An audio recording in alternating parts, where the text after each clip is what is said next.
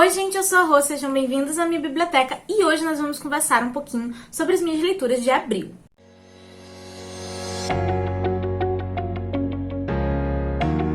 Antes de qualquer coisa, eu quero dizer que os meus vídeos de leituras do mês, eles estão saindo um pouquinho atrasados, mas gente, assim, por favor, tenham paciência comigo, tá? Porque pelo menos vídeo não tá faltando no canal, sempre tem conteúdo pra vocês, tá? Mas eu tô tentando trazer mais resenhas, mais análises dos livros pra vocês esse ano. Então, assim, acaba atrasando um pouquinho de leituras do mês, tá?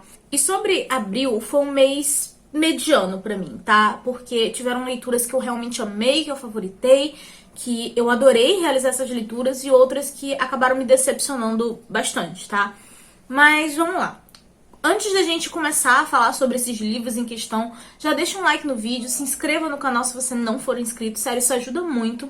E claro que se você tiver interesse de adquirir algum desses livros que eu estiver citando, ou você quiser realizar qualquer outra compra no site da Amazon, por favor, lembre-se de usar os links aqui do canal, estão sempre no box de descrição de todos os vídeos, e dessa forma vocês super ajudam o canal sem pagar nada mais por isso. Mas enfim, partindo para os livros, o primeiro livro do mês, né, que eu tava organizando uma leitura coletiva e tudo mais, foi De Tempo Estranho, do Joe Hill. Eu não vou falar muito sobre esse livro porque já tem vlog de leitura dele aqui no canal. Esse basicamente foi o meu primeiro contato com o autor em livro mesmo, sabe? Porque eu já tinha lido as HQs dele, né, Lock and Key, que inclusive também tem resenha aqui no canal junto com a análise da série da Netflix, então vou deixar nos cards pra vocês conferirem esses dois vídeos. Mas enfim, eu ouvi algumas pessoas reclamando desse livro aqui, mas eu fui de coração aberto e eu adorei esse livro, tá? Aqui nós vamos ter 4 contos, na verdade eu acho que 4 novelas, pelo tamanho dos textos eu acho que não podem ser considerados contos, eu acho que são novelas, onde pessoas comuns vão estar envolvidas em situações extraordinárias que vai estar envolvendo o sobrenatural ou não. E assim, gente, à medida que eu fui lendo esse livro, eu vi que ele realmente herdou o dom do pai, sabe, pra escrita. E a quantidade de temas importantes que ele consegue abordar dentro dessas histórias é simplesmente incrível.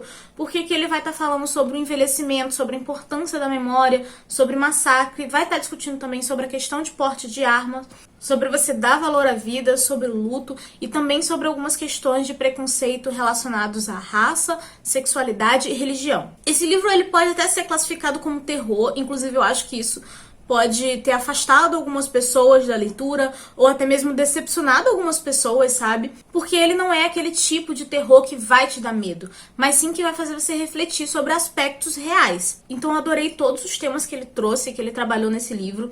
Eu acho que só na terceira história eu gostei do tema que ele abordou, mas eu não gostei tanto assim da história em si. Eu achei ela bem viajada, sabe? Mas assim, eu adorei a leitura como um todo, sabe? Eu refleti sobre diversos aspectos lendo esse livro. Eu super recomendo, mas eu não vou me estender mais do que isso, porque já tem vlog de leitura onde eu comentei sobre cada história sem spoiler pra vocês. Vou deixar nos cards. Li também Crooked Kindle, que é a continuação de Six of Crows, então eu não vou falar muito nesse vídeo pra não dar spoiler, e sem contar que eu já vou gravar também um vídeo falando sobre a duologia como um todo, sem spoiler, então vocês podem ficar tranquilos.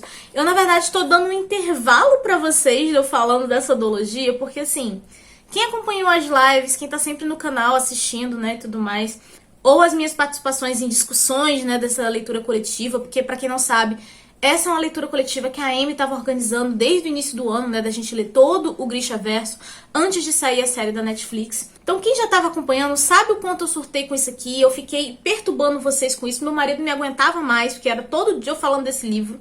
Então assim, eu tô dando um intervalinho pra vocês não cansarem de mim, gente, eu não desisto de mim, pelo amor de Deus.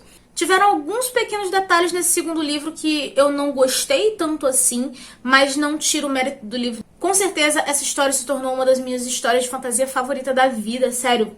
Olha, a melhor coisa que poderia ter acontecido esse ano foi eu conhecer a Amy e ela me apresentar ali Bardugo, tá? Então, assim, eu simplesmente amei, tá? Vai sair vídeo onde eu vou falar sobre a duologia como um todo. Essa duologia tem uma das melhores construções de personagens que eu já li na minha vida. Eu fiquei simplesmente encantada por todos eles.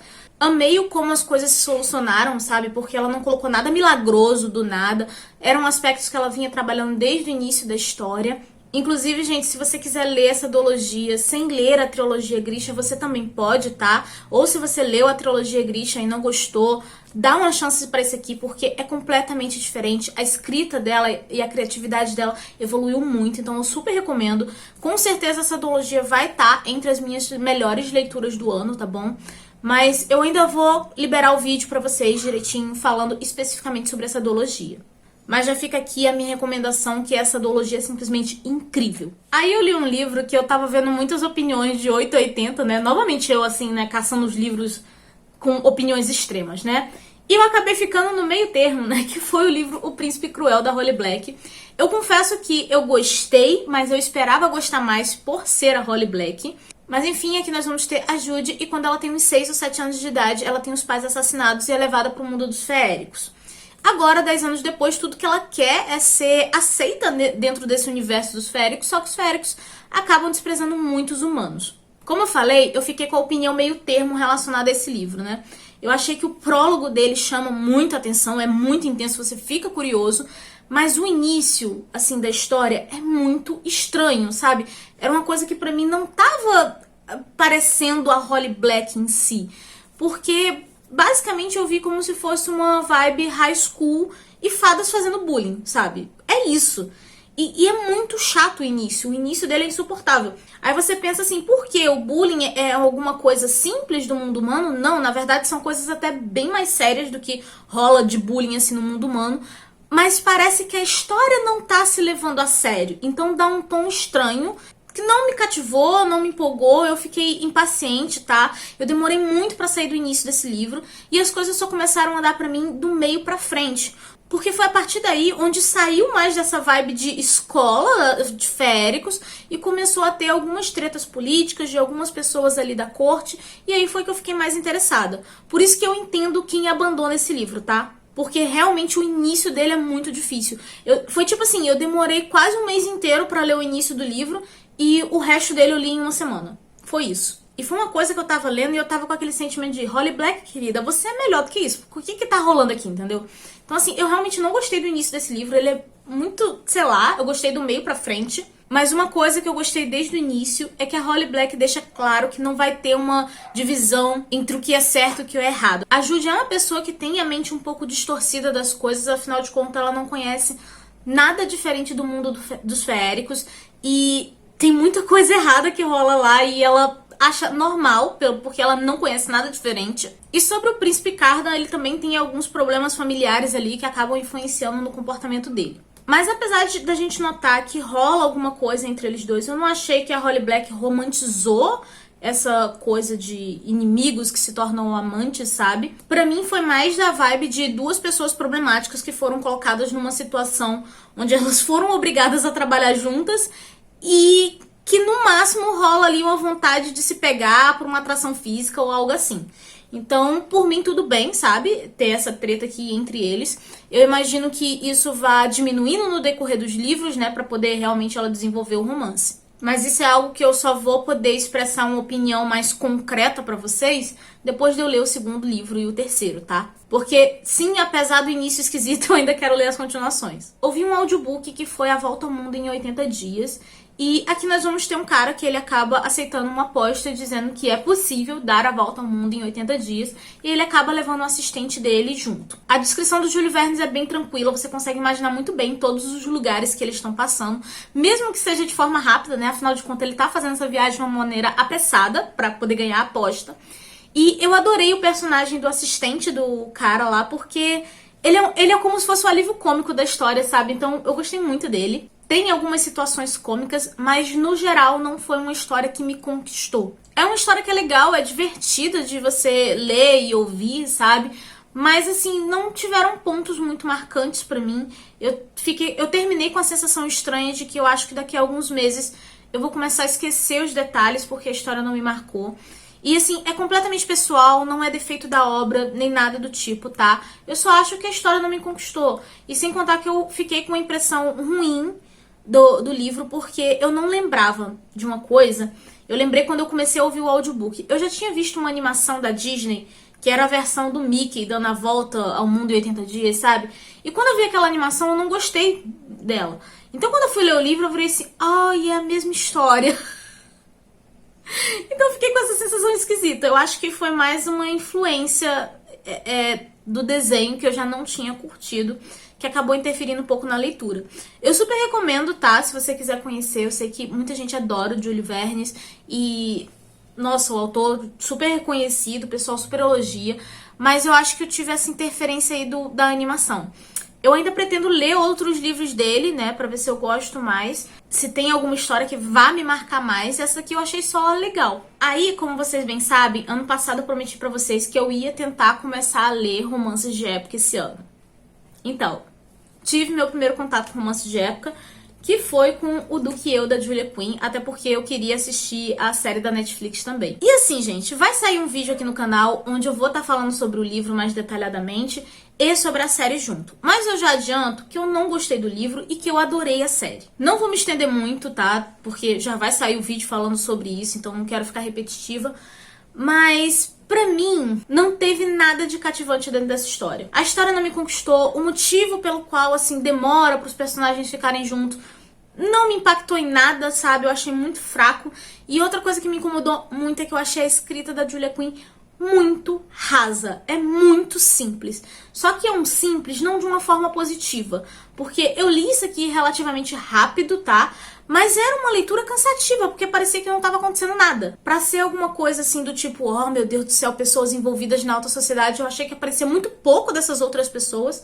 Tem uma autora dentro do livro, né, que meio que faz tipo uns folhetim de fofoca da cidade. E pra mim aquilo ali foi uma cópia mal feita de Gossip Girl, tá? Sei lá. Eu simplesmente não gostei, não teve nada no livro que eu virasse e falasse, gostei disso aqui, sabe? E ainda tem uma cena polêmica que a gente vai conversar isso lá no outro vídeo, tá bom? O pessoal que acompanha a live já sabe qual é essa cena, né? Porque o pessoal votou lá pra eu contar a cena em live. Mas assim, a gente vai conversar sobre isso depois. Mas enfim, esse foi um livro que eu não gostei de absolutamente nada dele. Por mim, eu teria dado 1 estrela. Eu acho que eu dei 2 estrelas porque eu tô querendo levar em consideração o fato de eu não ser uma pessoa romântica. Mas pra mim, na real mesmo, esse é um livro 1 estrela pra mim, tá? Vou desistir dos livros de romance de época? Não. Eu já tô até com outros aqui que eu vou tentar ler, ver se eu... pra poder dar uma chance pro gênero, tá? Mas da Julia Quinn, esse aqui já deu pra mim, tá? Desculpa, gente. Li também o 3º volume de Percy Jackson, que é A Maldição do Titã. Eu tava lendo esse livro na leitura coletiva da Carol, lá da leitura virtual. A premissa é bem simples, né? Porque o Percy recebe um chamado do Groover, que é um amigo dele, avisando de que tem 2 novos semideuses ali na área e ele precisa resgatar essas crianças para levar para o acampamento Meio-Sangue. E a ascendência dessas 2 crianças ainda é desconhecida. Além disso, a gente vai ter um monstro ancestral que foi despertado e a única deusa que poderia combatê-lo desapareceu. Então o Percy e os amigos dele vão estar saindo também numa missão para poder encontrar essa deusa e solucionar esse problema, já que esse monstro ancestral tem capacidade de destruir todo o Olimpo. E nisso os personagens têm apenas 1 semana para resolver esse problema. Eu não posso falar muito, porque assim, quando vai chegando nos livros mais à frente de uma série, é muito complicado a gente falar sem dar spoiler, tá? Então assim, é aquela coisa, o autor, ele segue realmente uma fórmula, tá? É uma literatura infantil e cada livro, basicamente, eles vão estar numa missão e que essa missão, apesar de parecer algo isolado, ela vai conectando as histórias e mesmo assim tá funcionando muito bem comigo a leitura dessa série, tá? Não é porque é infantil que eu tô me sentindo incomodada. Na verdade, é uma coisa que eu tô surpresa do como eu tô gostando de acompanhar, porque eu tô achando a leitura leve, divertida.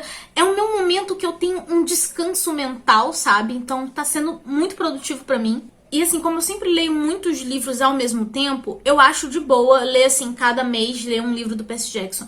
Mas talvez pra quem só lê um livro por vez, se eu tivesse que dar uma recomendação, seria não ler seguido. Porque senão essa questão da fórmula do autor pode vir a te incomodar. Mas pra mim tá sendo de boa, porque eu tô sempre intercalando com outras leituras. Mas enfim, gente, essas foram as minhas leituras de abril. Me contem aqui nos comentários se vocês já leram algum desses livros e o que vocês leram em abril também, pra gente poder bater um papo, tá? E como vocês puderam ver, esse mês foi uma montanha russa, né? Porque teve livro favorito, teve decepção, teve de tudo um pouco nesse mês, eu não sei o que rolou. Mas enfim, eu espero que vocês tenham gostado do vídeo. Por favor, não se esqueçam de deixar um like nele, tá? Pra ajudar na divulgação. Se inscreva no canal se você não for inscrito.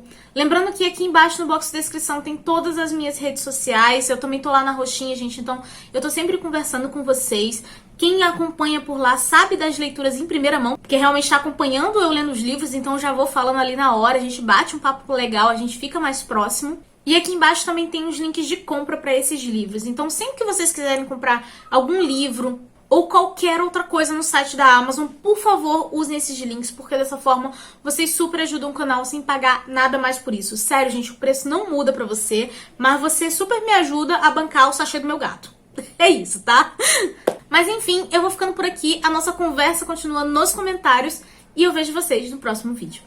Beijo e tchau!